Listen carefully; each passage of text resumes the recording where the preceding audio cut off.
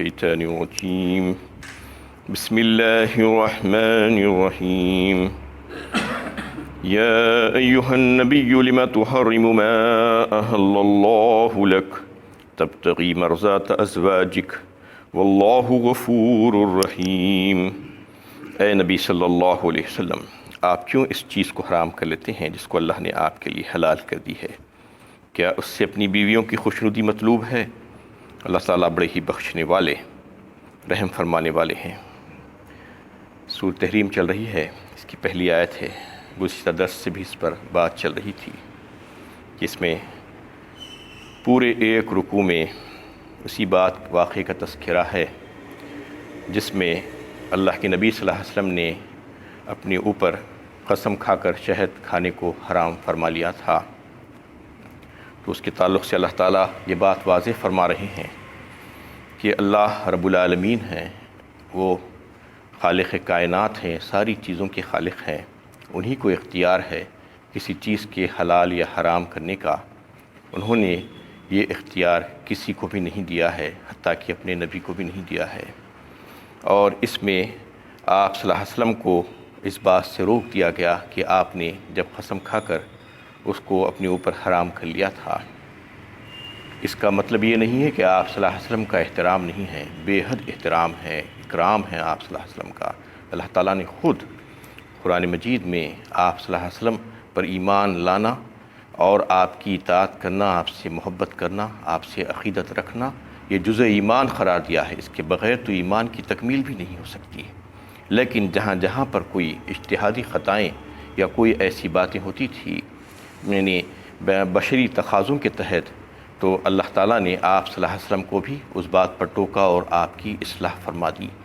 اور یعنی یہ بتانا مقصود تھا کہ نبی ہیں، نبی کو اللہ کے مقام پر مت بٹھاؤ، اور منصب نبوت کو سمجھنے کی کوشش کرو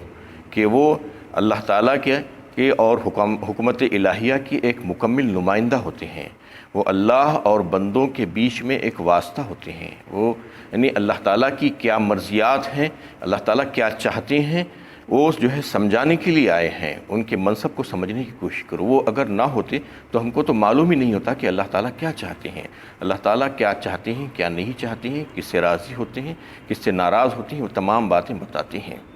اس لیے اللہ تعالیٰ اپنے نبیوں کو بھیجتے ہیں۔ اور پھر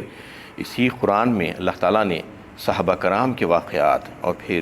ازواج مطہرات کے واقعات، جہاں جہاں پر ان سے قصور اور خطائیں ہوئی تھی، اس کا تذکرہ فرمایا اور اس کی اصلاح فرما دی۔ اللہ کے نبی صلی اللہ علیہ وسلم نے بھی اپنے یعنی دور نبوت میں جہاں جہاں پر کہیں صحابہ کرام سے یا کسی اور سے ایسی غلطیاں ہوئی تھی تو ان کی جو ہے آپ نے اصلاح فرمائی، اور قرآن میں اللہ تعالیٰ نے بھی اصلاح فرمائی۔ لیکن دیکھیے کہ اللہ تعالیٰ صحابہ کرام اور ازواج مطہرات کے تعلق سے قرآن میں کیسا فرماتے ہیں کہ رضی اللہ عنہم ورضوا عنہ فرمایا، یعنی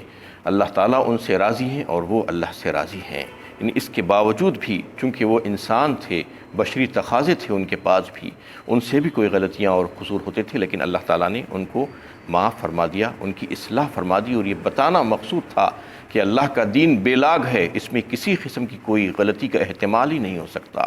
جہاں جہاں پر کہیں پر یعنی کوئی ایسی بات آئی ہے تو اللہ تعالیٰ نے فوراً اس کی اصلاح فرما دی ہے، کسی کا لحاظ نہیں کیا، کوئی حسب نسب، کوئی رشتہ داری۔ اسی صورت میں آخری رکوع میں آپ دیکھیے کہ دو نبیوں کی بیویوں کا تذکرہ آ رہا ہے، حضرت نوح علیہ السلام اور حضرت لوط علیہ السلام کی بیویوں کا تذکرہ، کہ وہ ہمارے ایسے شائستہ بندوں کے گھرانوں میں تھی جو جلیل القدر پیغمبر تھے اللہ تعالیٰ کے،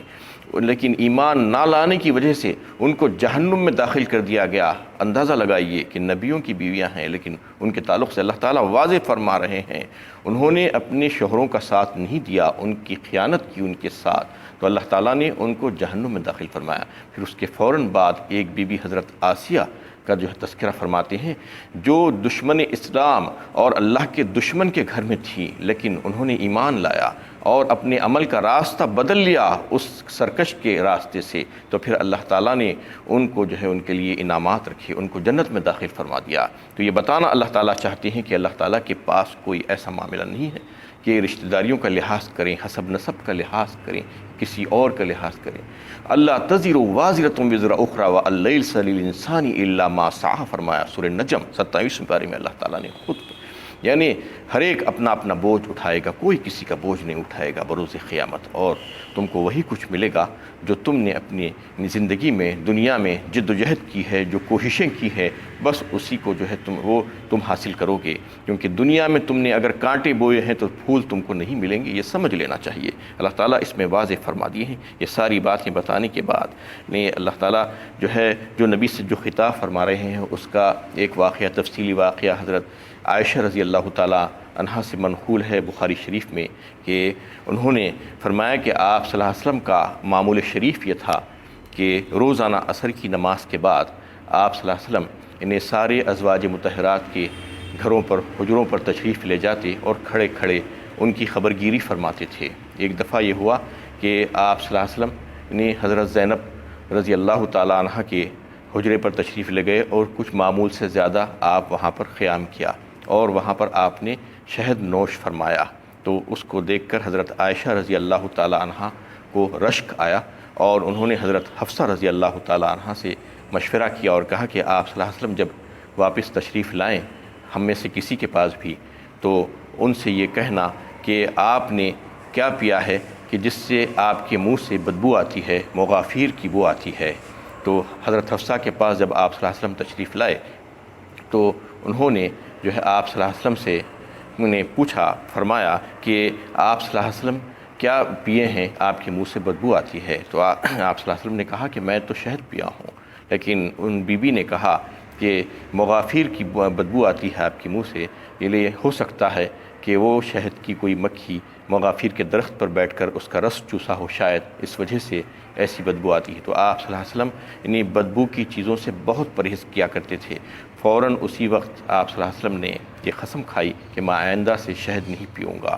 یہ قسم کھانا تھا، اور پھر آپ صلی اللہ علیہ وسلم نے ان بی بی سے کہہ دیا کہ اس کا تذکرہ کسی کے سامنے نہیں کرنا، کیونکہ زینب کے پاس میں نے شہد پیا تھا، ہو سکتا ہے کہ اس کی وجہ سے ان کے دل کو رنج ہو، یہ کہہ کر آپ چلے گئے، لیکن ان بی بی نے دوسری بی بی سے اس کا تذکرہ فرما دیا۔ اس پر اللہ تعالیٰ نے جو ہے آپ کو اطلاع دی، اس کی خبر دی کہ آپ کا راز جو تھا وہ افشاں کر دیا گیا ہے۔ تو اس میں جو ہے ان تمام باتوں کا تذکرہ آ رہا ہے، اور انہیں یہ بتانا مقصود ہے کہ نبی صلی اللہ علیہ وسلم نے اللہ تعالیٰ کی جو حلال کردہ جو چیز تھی، جو شہد، اس کو اپنے اوپر انہیں بلا وجہ کے حرام کر لیا تھا، کوئی اس کی ضرورت اور جو ہے مصلحت نہیں تھی۔ اگر کسی چیز کی ضرورت اور مصلحت ہو اور اس کو آپ استعمال نہ کریں تو وہ جائز ہے اور گناہ نہیں ہے، لیکن اگر کوئی مصلحت اور ضرورت نہ ہو تو پھر اس کو اگر آپ انہیں استعمال کرنے سے ترک کر دیں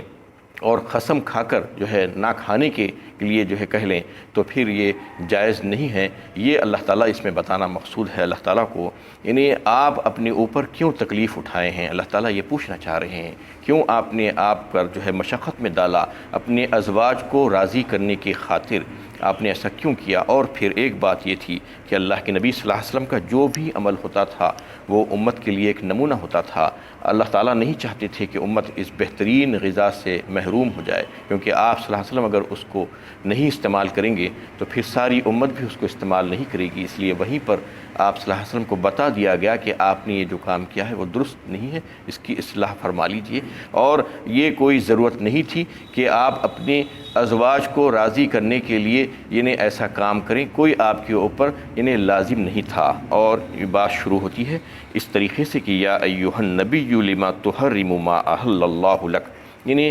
انداز بیان اللہ تعالیٰ کا یہ ہے، یہ عام اسلوب یہی تھا کہ آپ صلی اللہ علیہ وسلم کو یعنی آپ کے نام سے نہیں پکارا کرتے تھے اللہ تعالیٰ، آپ کا اعزاز و اکرام تھا اتنا کہ اے نبی کہہ کر، اے رسول کہہ کر، یعنی مختلف انداز میں مختلف ناموں سے پکارتے تھے۔ آپ صلی اللہ علیہ وسلم کی نام نامی سے صرف 4 مقامات پر اللہ تعالیٰ نے آپ کو مخاطب کیا ہے، تو یہاں پر بھی اے نبی کہہ کر پکارا، لما تحرم ما احل اللہ لک، اے نبی آپ کیوں اس چیز کو حرام کر لیتے ہیں جس کو اللہ نے آپ کے لیے حلال کیا ہے؟ تبتغی مرضات ازواجک، آپ اپنے ازواج کی انہیں خوش کرنے کے لیے، ان کی خوشنودی کے لیے آپ نے یہ کام ایسا کیوں کیا؟ اس میں انہیں بظاہر ایسا انہیں دکھ رہا تھا کہ آپ سے جواب طلبی کی جا رہی ہے، اس کی وجہ سے یہ بات سمجھ میں آ سکتی تھی شاید لوگوں کو کہ آپ نے کوئی گناہ کا کام کیا ہے، لیکن اللہ تعالیٰ نے فوراً اس میں جو ہے اس بات کی تردید فرما دی اور کہا واللہ غفور الرحیم، اللہ تعالیٰ بڑے ہی بخشنے والے اور رحم فرمانے والے ہیں، آپ کی یہ بات اللہ تعالیٰ نے معاف فرما دی، یعنی یہ بات رکھی نہیں گئی ہے بلکہ یہ خلاف اولیٰ کام تھا، یہ چھوٹی سی بات تھی جس کو اللہ تعالیٰ نے معاف فرما دیا، لیکن آپ صلی اللہ علیہ وسلم کو اس بات پر ٹوک بھی دیا گیا اور اس میں جو ہے یہ بات واضح کر دی گئی قد فرض اللہ لکم تحلۃ ایمانکم واللہ مولاکم وہو العلیم الحکیم، اللہ تعالیٰ نے تمہارے لیے قسموں کی پابندی سے نکلنے کا طریقہ مقرر کر دیا ہے، اللہ تعالیٰ تمہارے مولا ہیں، دوست و کارساز ہیں اور وہ بڑے ہی جاننے والے حکمت والے ہیں۔ یعنی جب کبھی کوئی ایسی قسم کھا لیتا ہے اور جس کو توڑنا ضروری ہو جاتا ہے تو اللہ تعالیٰ اس کے لیے ایک راستہ مقرر کر کے رکھ دیے ہیں کفارے کا، کہ قسم کو توڑ دینا اور پھر اس کا کفارہ ادا کر دینا۔ اللہ کے نبی صلی اللہ علیہ وسلم نے بھی ایسا ہی کیا تھا اس معاملے میں، انہوں نے جو قسم کھائی تھی شہد نہ کھانے کی، وہ قسم کو انہوں نے توڑا اور پھر اس کا کفارہ ادا کیا۔ اس میں ایک بات یہ بتانی ہے کہ کون سی ایسی باتیں ہو سکتی ہیں جس میں جو ہے جس کو نہ استعمال کرنا چاہیے۔ ایک تو یہ کہ کوئی شخص اگر اللہ تعالیٰ کی کسی انہیں قطعی طور پر جو حلال کردہ جو چیز ہے اس کو عقیدتاً حرام سمجھے، اللہ تعالیٰ کی قطعی کردہ حلال چیز کو عقیدتاً اگر حرام سمجھے تو یہ تو کفر اور گناہ عظیم ہے۔ جس کو جو ہے بالکل آپ کو معلوم ہے کہ یہ بالکل حلال ہے، اللہ تعالیٰ نے اس کو حلال قرار دیا ہے، اس کو عقیدتاً حرام سمجھے تو یہ کفر بھی ہے اور گناہ عظیم بھی ہے۔ اور اگر کوئی شخص یعنی عقیدتاً تو حرام نہ سمجھے لیکن قسم کے ذریعے سے اس کو اپنے اوپر حرام کر لے بلا کسی وجہ اور مصلحت کے، تو پھر اس کو چاہیے کہ فوراً اس قسم کو توڑے اور اس کا کفارہ ادا کرے، اس کے اوپر یہ واجب اور لازمی ہو جاتا ہے۔ اور اگر کوئی یعنی کسی وجہ سے کسی مصلحت سے جو ہے یہ کام کرتا ہے تو پھر وہ جو ہے خلاف اولیٰ کام ہے، اس کو کیا جا سکتا ہے۔ اور ایک صورت اس کی یہ ہو سکتی ہے نہ کوئی کسی چیز کو عقیدتاً حرام سمجھے اور نہ ہی قسم کے ذریعے سے اس کو اپنے اوپر حرام کر لے،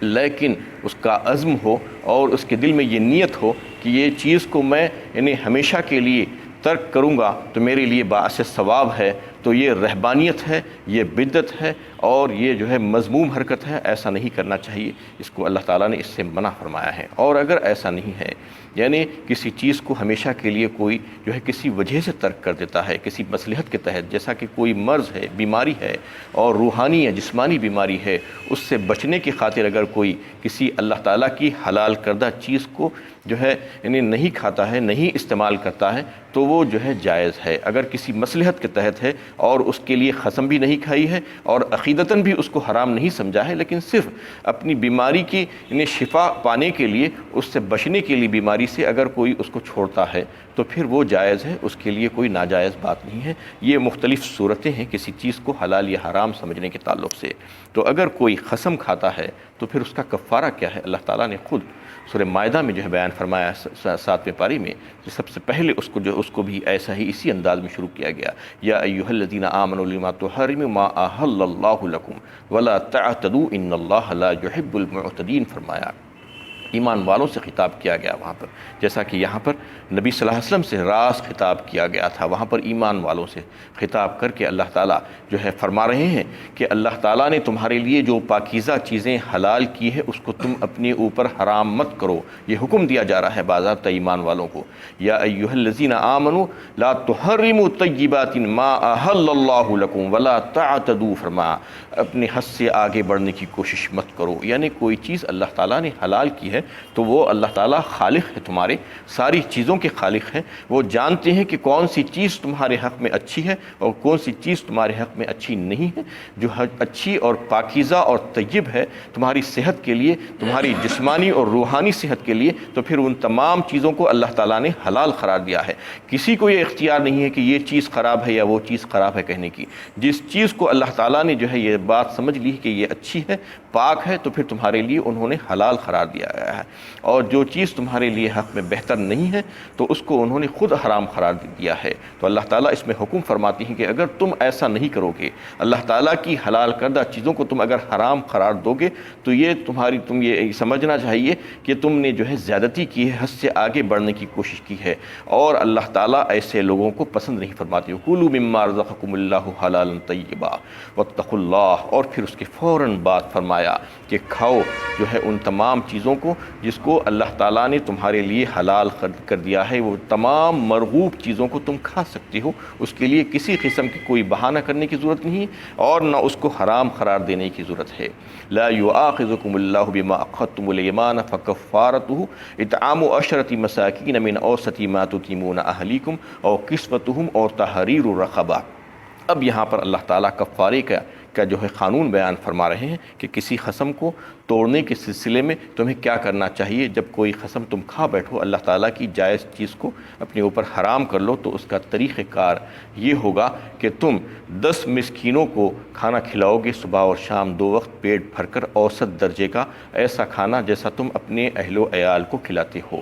اور یہ کس کے لیے کون سی قسم ہے؟ جو لغو اور بے بنیاد بیکار قسم کی جو قسمیں عام طور پر لوگ انہیں کھا لیتے ہیں، اللہ قسم کہہ کر، وہ قسم پر کفارہ نہیں ہے، وہ تو بالکل زبان سے نکل جاتی ہے باتیں، اور ویسا بھی نہیں کرنا چاہیے، اس سے منع کیا گیا ہے، روکا گیا ہے کہ اللہ کی قسم بار بار بلا وجہ کے نہیں کھانا۔ لیکن ایسا کوئی کھا لیتا ہے تو وہ قسم کی بات یہاں پر نہیں ہو رہی، باضابطہ طریقے سے جن قسموں کو تم مضبوط کرتے ہو وہ قسموں کے لیے کفارہ ہوگا۔ جو قسموں کو تم مضبوط نہیں کیے ہیں تو اس کا کفارہ بھی نہیں ہے، وہ گناہ کا کام ہے، اس سے بچنا چاہیے۔ تو یہ کفارہ یہی ہوگا کہ 10 مسکینوں کو کھانا کھلانا ہوگا، اور اگر نہیں ہے تو پھر ان کو کپڑا پہنانا ہوگا، اور تیسری صورت یہ ہے کہ غلام کو آزاد کرنا ہوگا۔ اگر یہ تینوں صورتیں نہیں ہیں تو پھر یہ 3 دن کے روزے تم کو رکھنا ہوگا۔ فَمَن لَّمْ يَجِدْ فَصِيَامُ شَهْرَيْنِ مُتَتَابِعَيْنِ 13 کہا، تو یعنی 3 دن کا جو ہے تم کو روزے رکھنا ہوگا۔ اس کے لیے اللہ تعالیٰ نے فرمایا کہ یہ صورتیں ہو سکتی ہیں تمہارے کفارے کی، اور اگر تم چاہتی ہو کہ اپنی قسموں کا جو ہے کفارہ ادا کرو تو ان کی حفاظت کرو۔ وآخر دعوانا ان الحمد للہ رب العالمین۔